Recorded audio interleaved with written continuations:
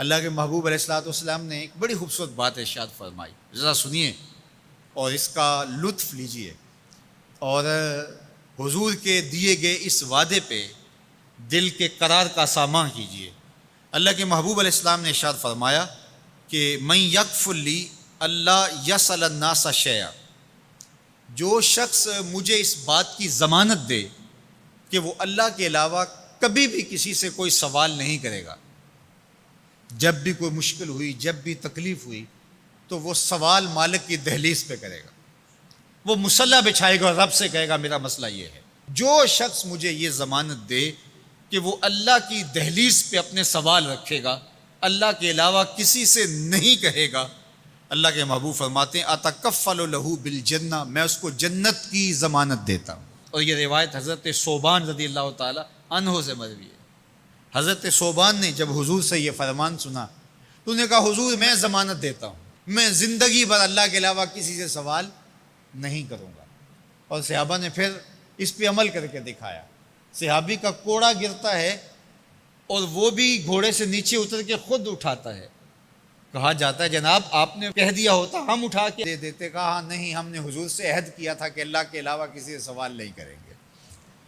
تو انہوں نے اتنا لحاظ رکھا اور اپنے وعدے کی پاسداری اس انداز سے بھی کی۔ تو یہ ہے وہ دولت جو کسی بندے کو اللہ صالح اعمال کے نتیجے میں عطا کرتا ہے۔ حضرت حسن بصری رضی اللہ تعالیٰ عنہ فرماتے ہیں کہ یہ کسی شخص کا ضعیف یقین ہے کہ جو اس کے پاس موجود ہے اس پر اس کو اعتماد ہے، اور اس کا جو حصہ اللہ کے پاس موجود ہے اس پر اس کو اعتماد نہیں ہے۔ دیکھیے ایک شخص کے پاس کچھ پیسے موجود ہوں، اس کی جیب میں ہے، اس کے لاکر میں ہے، گھر میں ہے، اور ایک وہ اس کا مال ہے جو بینک میں پڑا ہوا ہے،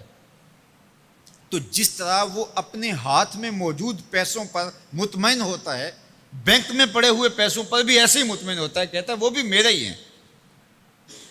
تو جو شخص بینک میں پڑے ہوئے پیسوں پر تو مطمئن ہے، گھر میں موجود رقم پر تو مطمئن ہے، اس کے ہاتھ میں اس کی جیب میں جو ہے اس پر تو مطمئن ہے،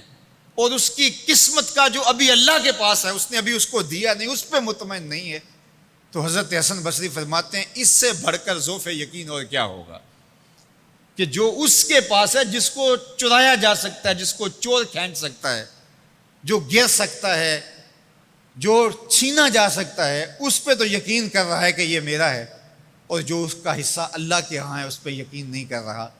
تو کہا کہ اس سے بڑھ کر پھر اور ذوف کیا ہو سکتا ہے۔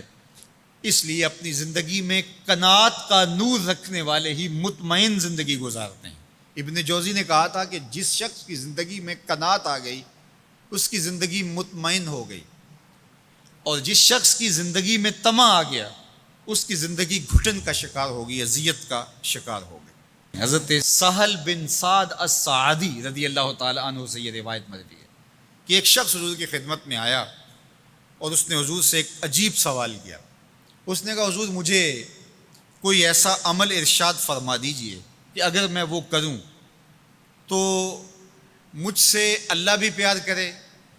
اور اللہ کی مخلوق بھی مجھ سے پیار کرے، ایک عمل ایسا بتا دیجئے اگر میں وہ عمل بجا لاؤں تو اللہ مجھ سے پیار کرے اور اس کی مخلوق بھی مجھ سے پیار کرے۔